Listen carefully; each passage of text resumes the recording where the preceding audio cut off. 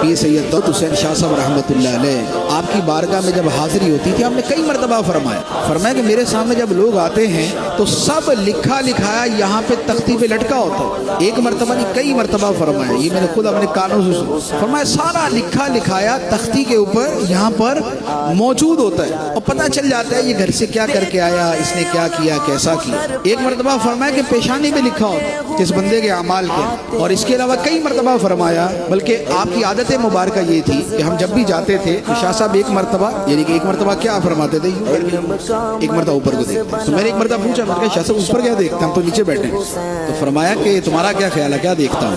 میں نے کہا اوپر تو لوہے محفوظ ہی ہے۔ آپ نے ہلکا سا بس اشارہ کیا کہ ہاں وہی دیکھتا ہوں۔ تو ایک مرتبہ میں نے پوچھ لیا، میں نے شاہ صاحب یہ لوہے محفوظ ہے کیسا، اس کی شکل صورت کیا ہے؟ تو فرمایا کہ اس کی 3 اس کی جہتیں ہیں، ایک عرش کی طرف ہے اور ایک دائیں کو ہے، ایک بائیں کو ہے، اور موتی سے بنا ہوا جس پہ یہ سارا کچھ جو نا وہ لوح قلم نے لکھا ہوا ہے، لوہے محفوظ پہ ہر شے لکھی ہوئی۔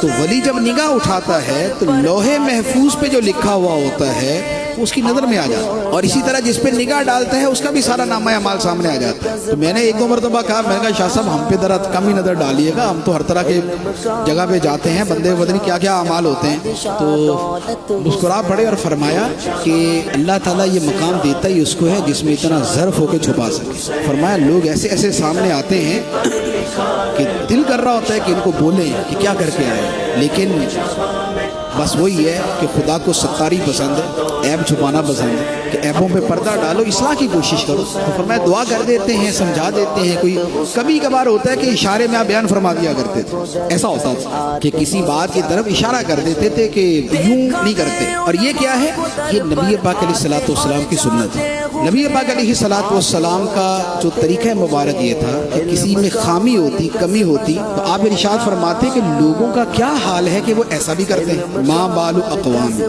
لوگوں کا کیا حال ہے کہ لوگ ایسے کام بھی کرتے ہیں۔ تو یہ کیا تھا کہ بندے کا عیب بھی چھپا لیا جائے اور اصلاح بھی کر دی جائے۔